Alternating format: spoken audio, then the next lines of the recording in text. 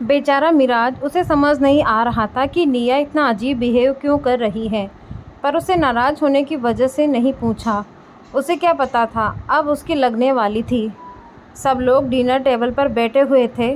वहीं निया, जो मिराज से नाराज़ हो गई थी, वो मिराज के पास बैठने के बजाय तिया के पास बैठ गई, जिसकी वजह से अश्वथ को मिराज के पास बैठना पड़ा। वह मिराज को और निया को देखने लगा। दोनों को देखकर उसे समझ आ गया कि दोनों एक दूसरे से नाराज़ हैं, पर वह कुछ नहीं बोला। वहीं आदित्य सिर उठाकर भी आनंद को नहीं देख रहा था, और बाकी बचे सिंगल लोग, जिन्हें बस खाने से मतलब था। आसपास क्या हो रहा था उन्हें उससे कोई मतलब नहीं था। और कपल में तिया ही ऐसी थी जिसे किसी से कोई मतलब नहीं था, उसे बस खाने से मतलब था, और वह चुपचाप खाना खा रही थी। वैसे तो आदित्य हमेशा खाने को लेकर पॉजिटिव रहता था और खाने से मतलब रखता था, और कभी कभी बहुत फ़नी तरीके से खाता था, लेकिन आज वह ठीक से और जेंटलमैन की तरह डिनर कर रहा था। वह अनंत के सामने अपना मजाक नहीं बनवाना चाहता था, इसीलिए एक अच्छे जेंटलमैन की तरह डिनर कर रहा था। दादाजी सबको नोटिस कर रहे थे। उन्हें समझ नहीं आ रहा था आज सब चुपचाप क्यों हैं, और ख़ासकर उनका बातूनी पोता आदित्य, जिसका मुंह तो कभी बंद ही नहीं हो सकता। आज वह एकदम चुप था, जिसका मुंह कोई बंद नहीं कर सकता था। सब डिनर टेबल पर चम्मच की आवाज़ आ रही थी। सब चुपचाप थे। इतनी गहरी शांति छाई हुई थी कि अगर सुई भी गिरती उसकी भी आवाज़ साफ साफ सुनाई देती। अभ्रम के घर बजाज विला में मिस्टर बजाज अभ्रम को अजीब नज़रों से घूर रहे थे। वो बोले, तुमने अपने लिए लड़की खोज भी ली और जाकर रिश्ता भी पक्का कर लिया। अब तुम क्या चाहते हो? मैं दोबारा जाकर बात करूं? जब सारा काम तुमने कर लिया है तो मैं वहां जाकर क्या बात करूंगा? सारी बात तो करके आए हो ना, बस तुम्हारी शादी करनी बाकी है। अभ्रम दांत दिखाते हुए बोला, डैड आप इतना हाइपर क्यों हो रहे हो? वो मुझे लगा कि लड़की हाथ से निकल जाएगी, इसीलिए तुरंत उसका हाथ मांगने चला गया। वह कहावत आपने नहीं सुनी है, काल करे सो आज कर, आज करे सो अब, पल में परले होएगो, बहुरी करेगा कब। सो मैंने तुरंत जाकर अपना रिश्ता पक्का कर लिया। आप बुरा मत मानिए, आपको तो खुश होना चाहिए। अब आपको मेरी टेंशन नहीं लेनी पड़ेगी। मिस्टर बजाज अपने माथे को सहलाते हुए बोले, वह बात तो है, पर उस बेचारी की टेंशन हो रही है, जिसको तुम्हारी टेंशन लेनी पड़ेगी ना। उस लड़की को थोड़ी ना पता है कि तुम कितने नखरे दिखाते हो। लड़कियों से ज़्यादा टाइम तो तैयार होने में तुम्हें ही लगाते हैं। यह सुनकर अभ्रम खिसियाते हुए बोला, डैड प्लीज़ आप ये सब उसे मत बताइएगा। पता चलता है मेरी शादी होने से पहले ही टूट जाती है। वैसे भी कभी कभी टाइम हो जाता है, मैं हमेशा ऐसा नहीं करता हूँ। आप तो ऐसे कह रहे हो जैसे मैं हमेशा साल के 365 दिन ऐसा करता हूँ। मिस्टर बजाज बोले, ठीक है, इतना लेक्चर देने की ज़रूरत नहीं। कल चलते हैं उससे मिलने, और अपने दोस्तों को सबको बता देना, वरना उनको नहीं बताओगे तो तुम्हारा ही नुकसान है। अभ्रम बोला, मैं उन्हें कैसे भूल सकता हूँ डैड, मैं सबको बता दूँगा। सब लोग जाएंगे परंपरा के घर में। जब ये बात परंपरा को पता चली, उसके तो होश ही उड़ गए। वो आंखें बड़ी करके अपनी माँ को देखने लगी। मिसेस नेगी बोली, ऐसे क्या देख रही हो? हाँ यह सच है, वो बहुत बड़ा बिजनेसमैन है। हाँ क्या नाम है? हाँ याद आया, अभ्रम बजाज। तुम उसके होटल में काम करती हो ना? ये सुनकर परंपरा के होश ही उड़ गए। उसके कानों में एक ही नाम गूंजने लगा, अभ्रम बजाज। अभ्रम बजाज, बजाज रियल एस्टेट का इकलौता वारिस। अभ्रम बजाज मुझसे शादी करना चाहता है। वह एक बार कंफर्म करने के लिए अपनी माँ को देखते हुए बोली, माँ आप झूठ बोल रही हो ना? इतना बड़ा बिजनेसमैन मुझसे शादी क्यों करना चाहेगा, वह भी अभ्रम बजाज? आप मजाक कर रही हो ना? ये सुनकर मिसेस नेगी बोली, मैं मजाक नहीं कर रही हूँ। जब तू आई थी ना, उसके कुछ देर पहले ही वो निकल कर गए थे। मैंने हाँ कह दिया। वैसे भी तेरे भाई और भाभी का कोई भरोसा नहीं है। तेरी भाभी कितनी लालची है तुझे पता ही है, इसीलिए मैंने सोचा कि इससे पहले ही तेरी शादी अपने लड़कीबाज भाई से तेरी शादी करा दे। मैं तेरे लिए कोई अच्छा सा लड़का देखकर तेरी शादी करा दूं, पर मुझे पता नहीं था कि खुद इतना बड़ा बिजनेसमैन तेरे लिए रिश्ता लेकर आ जाएगा। उसने बताया कि वो तुझे पसंद करता है और कल अपने पापा के साथ रिश्ता पक्का करने आएगा, इसीलिए तू कल काम करने नहीं जाएंगी। परंपरा यह सुनकर शॉक्ड थी। उसे समझ नहीं आ रहा था कि वह अब्रम बजाज ने उसे कब देख लिया, कहाँ देख लिया और किसी ऊंचे घराने की लड़की से शादी करने के बजाय उसके जैसे मिडिल क्लास लड़की से शादी क्यों करना चाहता है। अब तो बस उसे कल का इंतज़ार था। वह अब्रम बजाज से पूछना चाहती थी कि वह उससे शादी करना ही क्यों चाहता है। उसे अपना सिर झटकाकर उसे अपने भाई और भाभी का डर था। उसे अच्छे से पता था कि उसकी भाभी कितनी लालची औरत है।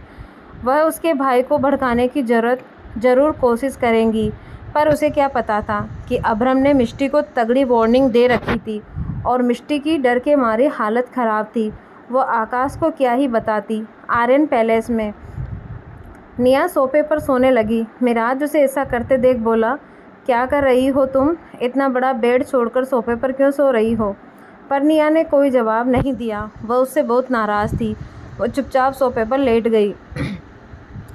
मिराज बस देखता रह गया। वो सोच में पड़ गया कि निया को हो क्या गया है, वो ऐसे बिहेव क्यों कर रही है। उसे निया की टेंशन हो रही थी कि अगर निया इस हालत में सोफे पर सोएगी तो ठीक से सो नहीं पाएंगी और अगर गलती से वह सोफे से गिर गई तो।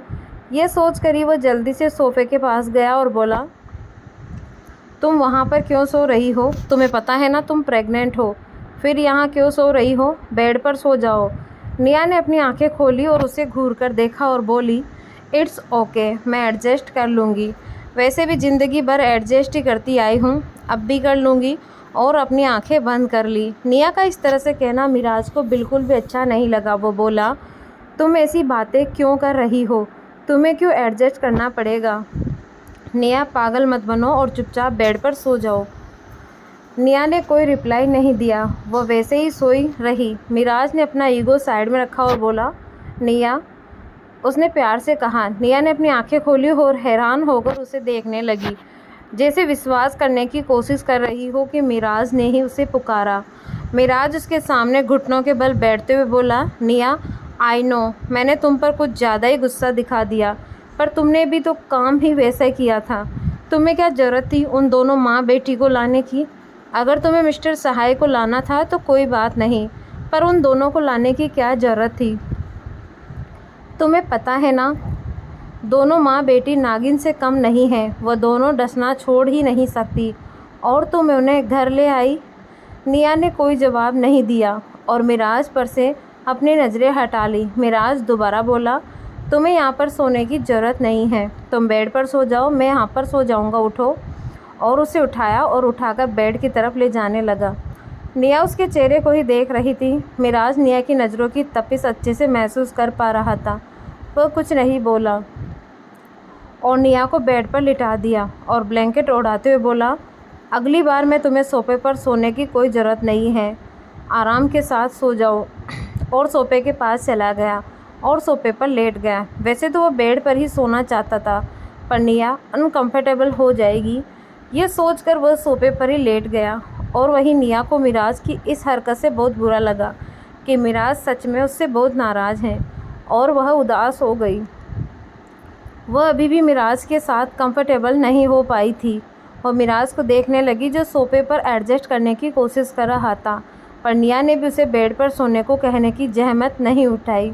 वह नाराज़ थी ना उससे। वह चाहती थी कि मिराज उसे मनाए, पर मिराज जो खुद ही उससे नाराज़ था, उसे क्या मनाता। आर्यन पैलेस में अनंत गेस्ट रूम में अपने रूम का डोर बंद करके अपना लैपटॉप निकालकर उसमें आर्यन पैलेस का मैप था। वो उसे ध्यान से देखने लगी, पर कोई ख़ास चीज़ को खोज रही थी जिसके लिए डैनी ने उसके भाई को अपने गिरफ्त में ले रखा था। पर आर्यन पैलेस का मैप आधा ही मिला था। उसे कुछ समझ नहीं आ रहा था। आर्यन पैलेस का स्ट्रक्चर काफ़ी दिमाग घुमाने वाला था। उसे कुछ समझ नहीं आ रहा था। वो पूरा ध्यान लगाकर समझने की कोशिश कर रही थी। उसे पता था कि अश्वथ ने आर्यन पैलेस को टेक्नोलॉजी के साथ बनवाया था। हर कदम कदम पर कैमरे लगे हुए थे और सिक्योरिटी अलार्म लगे हुए थे। वो अपना माथा सहलाते हुए बोली, यह पैलेस इतना आलीशान दिखता है और इसके अंदर के उस सीक्रेट रूम तक कैसे पहुंचूंगी? वहां तो पता नहीं कितनी टाइट सिक्योरिटी होगी। खास एलन होता वह ठीक होता, उसे इस दलदल में वापस कूदना नहीं पड़ता। वहीं डैनी अपने आलीशान घर में आराम से सोया हुआ था और उसका कमरा जो सेकंड फ्लोर पर था, उसके नीचे के फ्लोर पर एक ऐसा कमरा था जिसे बहुत से बॉडीगार्ड्स रह रहे थे। उस रूम के अंदर मशीनों से घिरा हुआ एक लड़का बेजान सा बेड पर था। उसके मुंह पर ऑक्सीजन मास्क लगा हुआ था। उस लड़के की एज यही 30 से 31 होंगी और वो बिल्कुल अश्वथ की पर्सनालिटी का था, बस उसके बाल ब्राउन कलर के थे और चेहरा काफ़ी खूबसूरत था। उसे देखकर कोई नहीं कह सकता था कि वह कोमा में है। उसे देखने वाला यही सोचता कि वह बस सो रहा है। यह था एलन विलियम। यह एंग्लो इंडियन था, मतलब माँ इंडियन थी और डैड ब्रिटिश थे।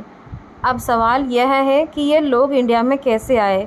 मिस्टर डेविड विलियम अपनी ऑर्गेनाइजेशन कंपनी को इंडिया में इस्टेब्लिश करने आए थे और उनकी मुलाकात शोप्रमा नाम की लड़की से हुई जो एक ऑर्फनेज में पली बड़ी थी।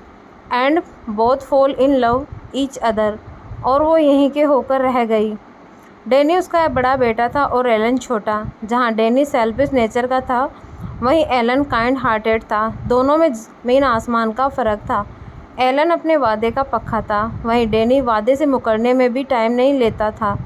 आज एलन को उसने ब्लैक सोल को अपने अंडर लेने के लिए इस हालत में पहुंचा दिया था। और जहां तक बात अश्वथ और ब्लैक सोल की दुश्मनी की थी, उसमें एलन का दूर दूर का कोई रिश्ता नाता नहीं था। वो सिर्फ डैनी की करतूतों का नतीजा था।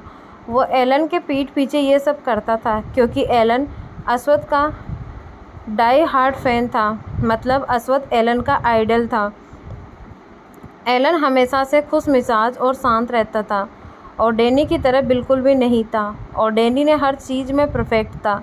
इसीलिए उसके डैड ने डैनी को ब्लैक सोल का बॉस बनाने की जगह एलन को बॉस बना दिया। डैनी ने बचपन से यही सोचा था कि वो बड़ा है तो उसे सब मिलेगा, और उसे हमेशा लगता था कि वो एलन से ज़्यादा परफेक्ट है क्योंकि एलन इन सब चीज़ों में इंटरेस्टेड नहीं था।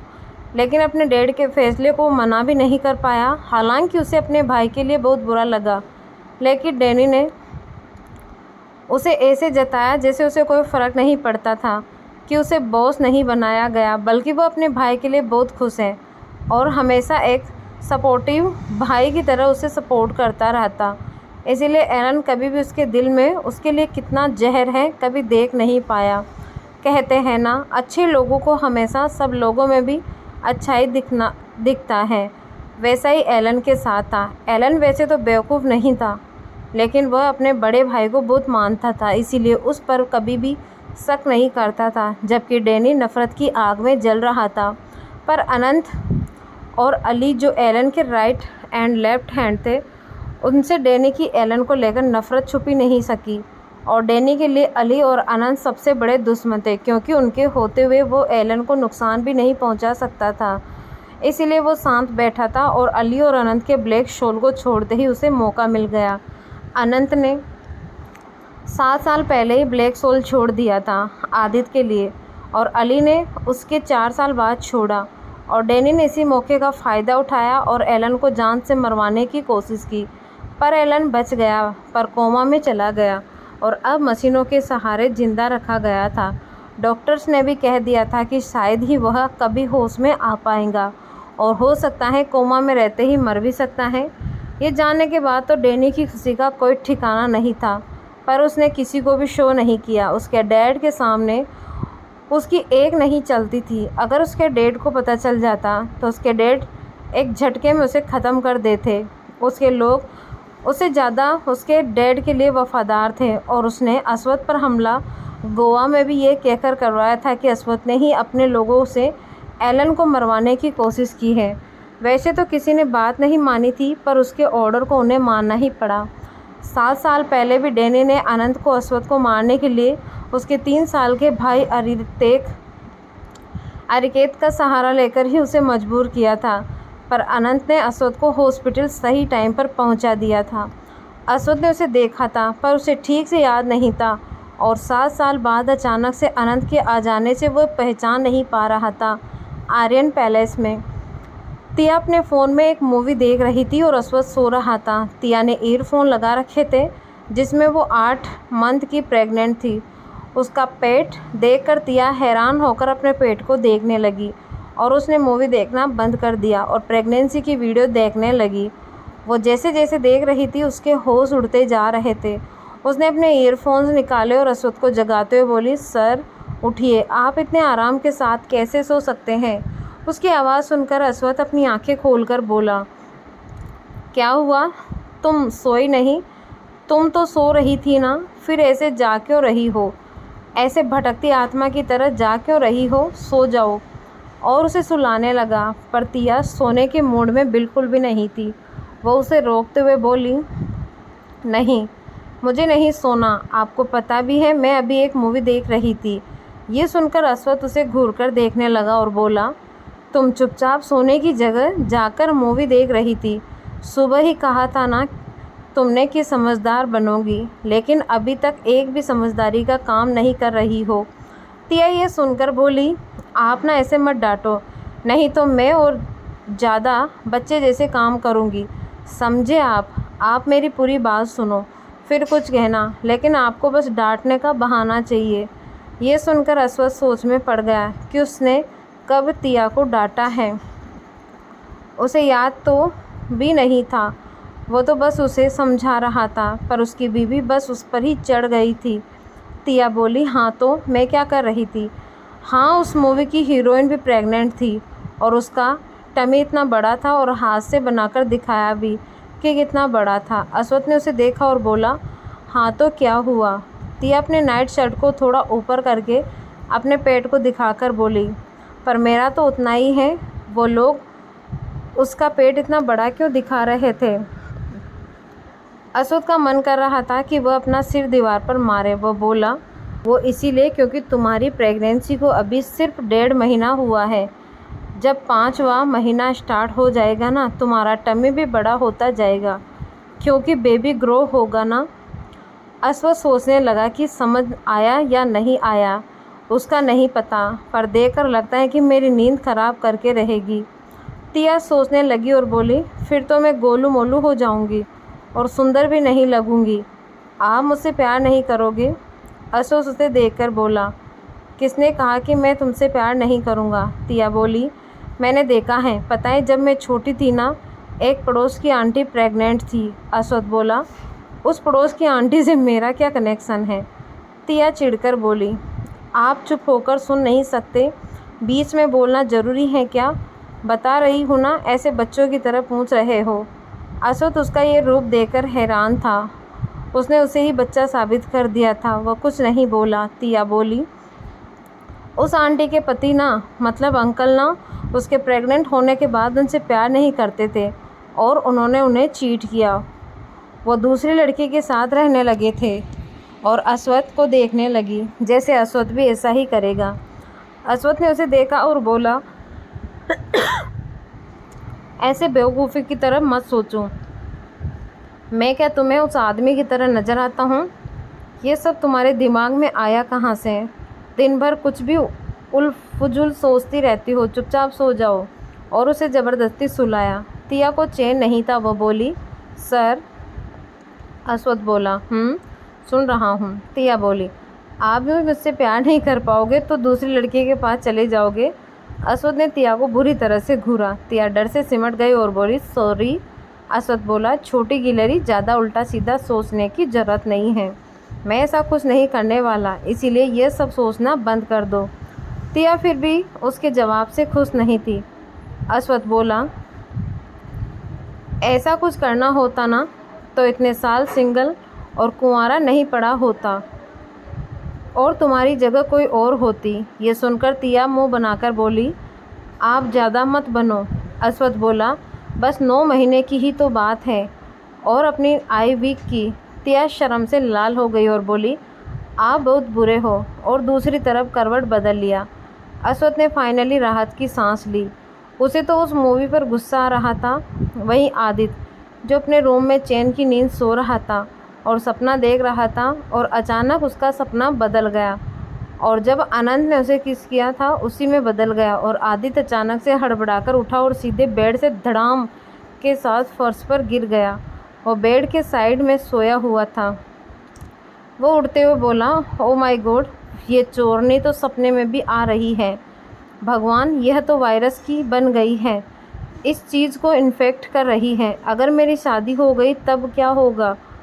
वह बहुत सोचने के बाद धीरे से बेड पर चढ़ा, जैसे वहाँ अनंत हो। वो बोला, चोरनी, तुमने पहले मेरा वॉलेट, वॉच, उसके बाद माय हार्ट चुरा कर ले गए, फिर मेरा फर्स्ट किस भी चुरा लिया और अब नींद भी चुरा ली। आगे क्या क्या चुराने का इरादा है? ये चोरनी तो किसी दिन मुझे लूट लेगी। आदित्य खुद से ही बोला और ऐसे सोचने लगा जैसे वह किसी धर्म संकट में फंस गया हो। वो अपने होठों को छूकर बोला, बचकर रहना पड़ेगा, नहीं तो वह मुझे खा जाएगी। और दोबारा सोचकर बोला, अरे नहीं, वो मुझे क्यों खाएगी? I am Aditya Aryan. लगता है मेरी बखूबी, खूबसूरती और क्यूटनेस कुछ ज़्यादा ही मुझ पर भारी पड़ गई हैं। मैं भी उसे किस करके बदला लूँगा, फिर उसे भी ऐसे ही सपने आएंगे जैसे मुझे आ रहे हैं। यस, फिर उसे पता चलेगा कि आदित्य आर्यन के फर्स्ट किस चुराने की सज़ा क्या होती है।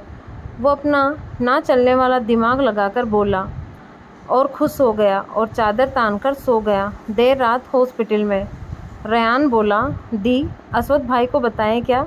शरण्या बोली, नहीं रेहान, वो उनकी ज़बान के पक्के हैं। मेरी हरकत की वजह से सब बिगड़ गया था, ऊपर से मोम की इस हरकत ने सब बिगाड़ दिया। हमारी हैप्पी फैमिली कभी पूरी नहीं हो सकती। रेहान का चेहरा लटक गया। धन्यवाद दोस्तों।